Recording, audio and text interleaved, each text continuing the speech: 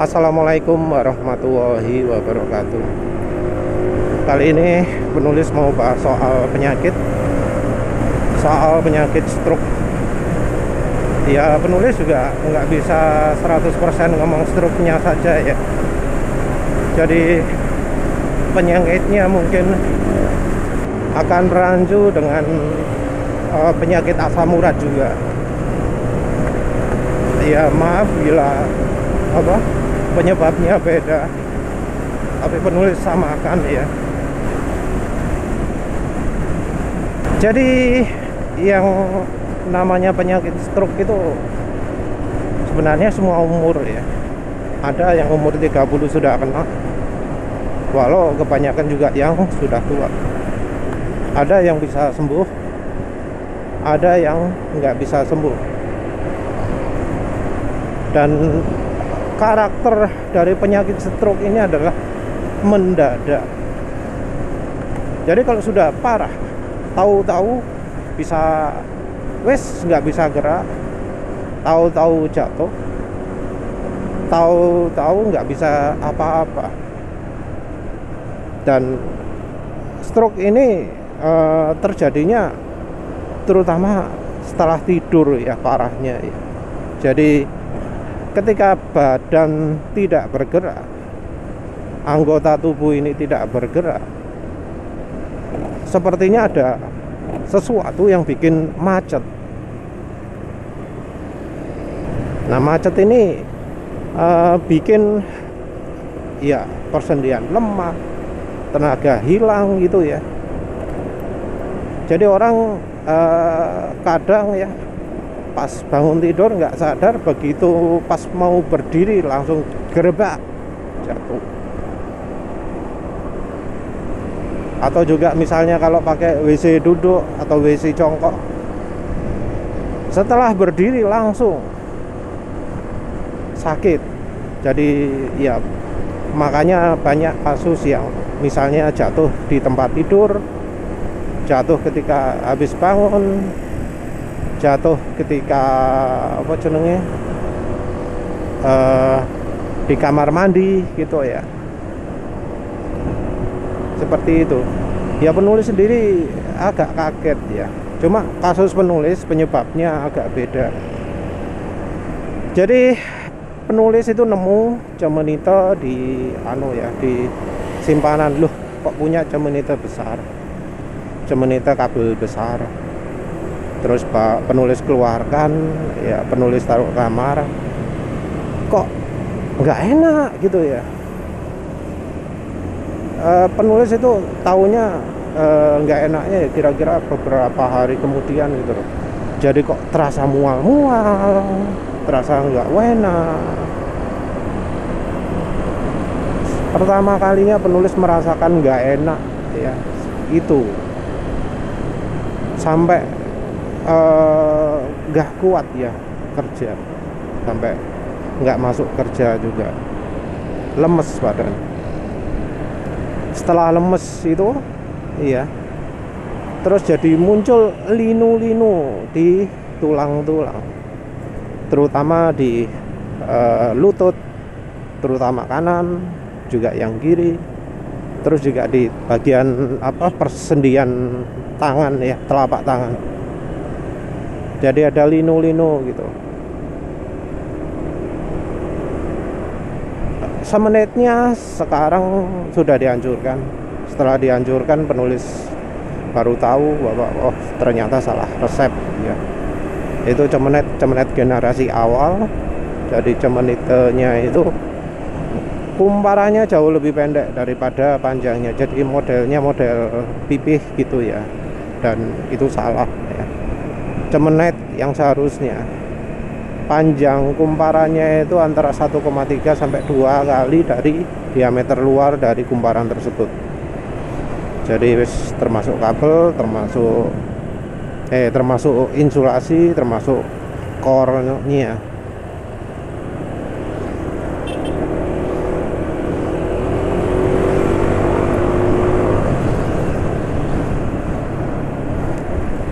Ya wes, penulis buat ulang, tapi rupanya energi yang lama masih kesisa ya. Jadi Kalau sudah kadung bertahun-tahun salah, energinya masih ke bawah, jadi butuh waktu lama untuk bisa kembali ulang. Jadi kalau ada yang buat cemenite salah resep ya, kalau ingin mempergunakan kembali kabel tembaganya, jangan langsung digunakan, luruskan saja dulu, mungkin tinggal sebulan mungkin ya, entah lah wis ya wis.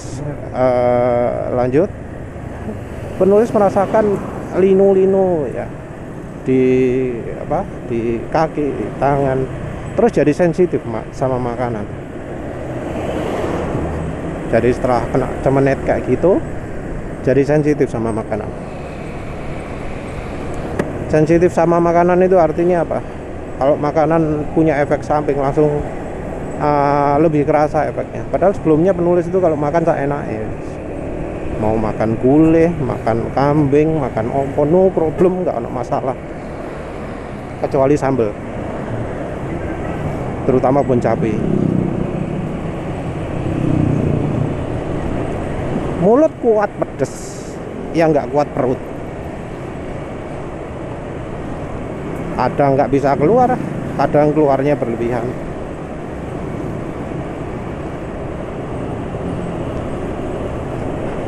Tapi setelah kena imbas cemenet itu, penulis jadi ngerasakan ngilu-ngilu ya, ngilu-ngilu di tulang lutut kaki dan tangan gitu.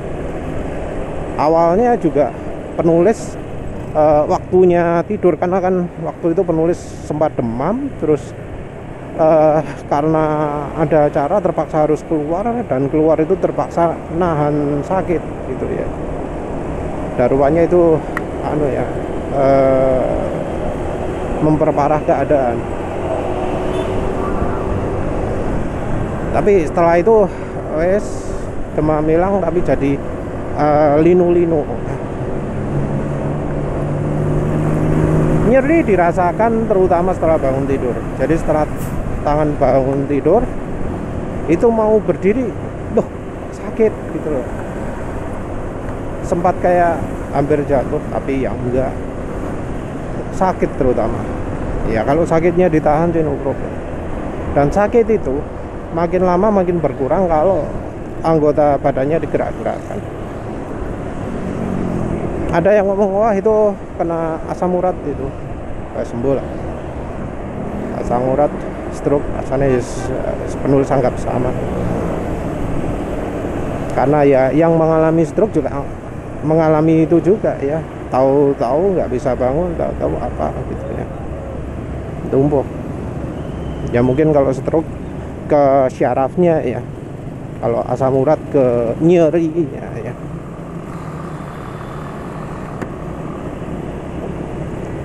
Nah sejak itu penulis jadi perhatikan apa saja sih yang bikin memperparah keadaan. Penulis sempat bicara sebelumnya bahwa yang namanya buah-buahan itu belum tentu sehat ya. Jadi yang namanya makan itu bukan suplemen apa yang kita makan, tapi pantangan apa yang kita makan. Sakit itu sumbernya dari pantangan yang kita makan.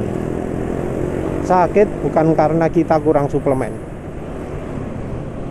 bukan karena kita kurang vitamin, tapi lebih karena pantangan makanan apa yang kita lakukan.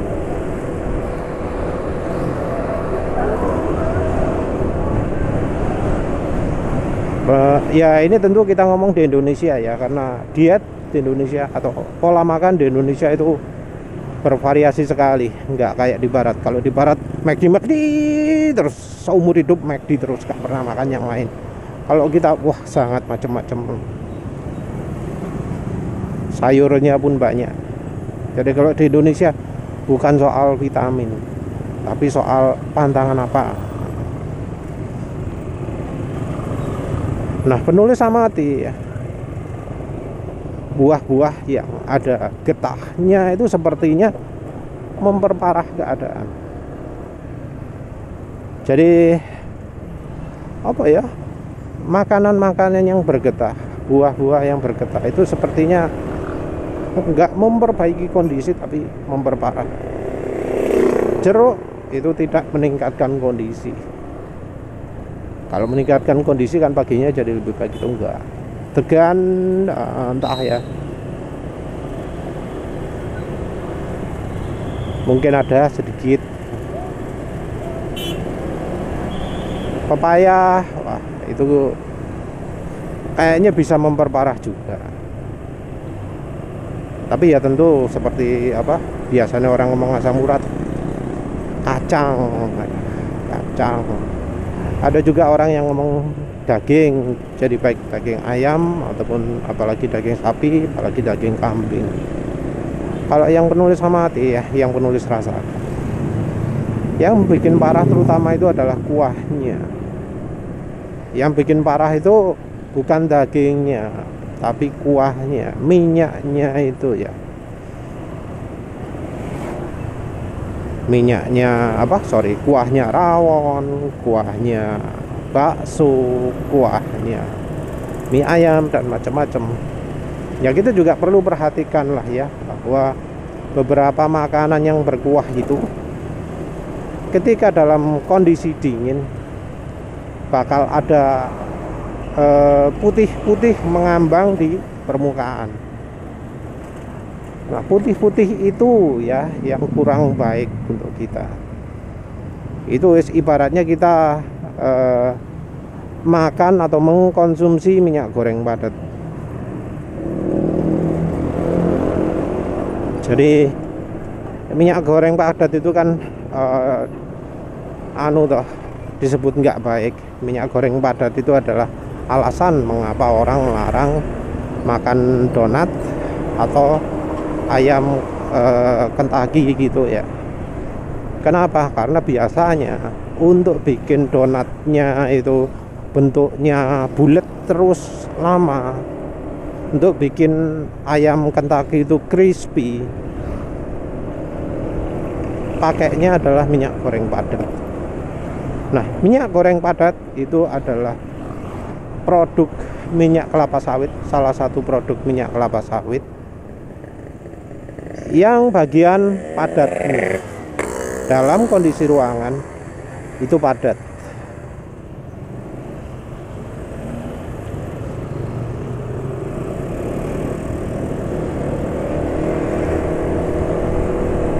Jadi ya menurut penulis itu ya yang terutama ya. Jadi ya penulis memang merasakan peningkatan setelah kalau makan nggak pakai kuah seperti itu.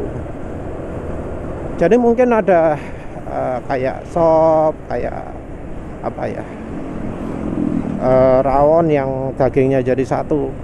Nah, minyak-minyak yang ada di daging, minyak-minyak yang ada di ayam itu jadi pada larut ke cairannya. Nah, jadinya cairannya ini yang mengandung lemak yang jauh lebih banyak. Ya kadang orang dibilang nggak boleh daging, nggak boleh ayam, maka yang dilakukan apa? Wes kuahnya sajalah gitu ya. Nah, dari pengalaman penulis, walah itu yang bikin memperparah. Justru makan dagingnya, makan ayamnya itu nggak pokok, makan kuahnya itu yang bikin masalah. Ya cobalah kalau nggak percaya ya, rawon yang dagingnya dicelupkan ya, bukan yang digoreng terpisah, atau ayam di sop atau dimanapun yang pakai kuah, itu coba didinginkan, ayamnya dikeluarkan dari kuahnya, terus kuahnya juga ditaruh tempat wadah, terus coba bekukan. Yang ada bagian minyak putih-putihnya, minyak bekunya, minyak padatnya yang mana coba? Yang kuahnya ya. Penulis sendiri membuat kondisi bangkit mendingan ya, salah satunya itu, tapi tentu dibantu juga dengan stingo zapper sama, kalau cemenita efeknya nggak begitu kelihatan, bohong efeknya enggak, tapi yang jelas Yang lama sudah penulis hancurkan, sekarang pakai yang model baru yang resepnya bener. Tapi yang paling kerasa efeknya itu ketika setelah pakai Stingo Zapper. Pakai Stingo Zappernya bukan dengan tenaga yang kuat sampai terasa cekring-cekring gitu, enggak ya. Penulis pakai yang kecil tenaganya. Penulis pakai yang model sudah itu ya, sudah apa jenenge, ada baterainya ya, yang pakai apa jenenge, pompa galon elektrik ya, yang modifikasi pompa galon elektrik. Penulis pakai itu. Penulis pakai di power paling kecil. Power paling kecil kalau yang versi sekarang itu nggak kerasa. Jadi kalau ada yang merasa ya, ada yang masih punya merasa, maaf, itu salah potensionya. Potensionya harus diganti dengan yang 20K. Saat itu penulis pakai 10K, jadi masih kerasa kuat. Nah, pakai yang 20K enggak kerasa sama sekali. Nah, itu penulis pakai cukup lama ya, 10 menitan gitu. Itu terasa ada peningkatan ya. Besoknya nggak terlalu parah lagi. Nah, yang perlu paling penting itu ya untuk soal ini, untuk mereka yang masih belum mengalami stroke, belum mengalami kayak gitu, adalah waspada. Kalau sudah ada kerasa tangan sakit, ngilu ketika bangun tidur ya, itu jangan diremehkan. Kalau sudah ada tanda itu, mulai lakukan pencegahan. Kalau masih belum parah, wis gak perlu gak apa-apa.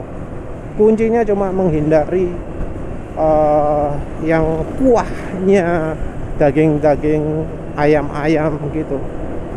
Mungkin juga kalau konsumsi yang ikan laut lah, ikan air tawar lah.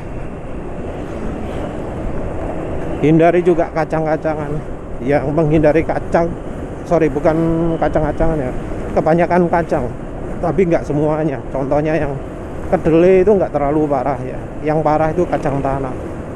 Masalahnya kacang tanah ini jadi bumbunya makanan yang selama ini dianggap sehat, gado-gado. Tapi gado-gado nggak ada kuah kacang tanahnya, yo apa yo enak gitu.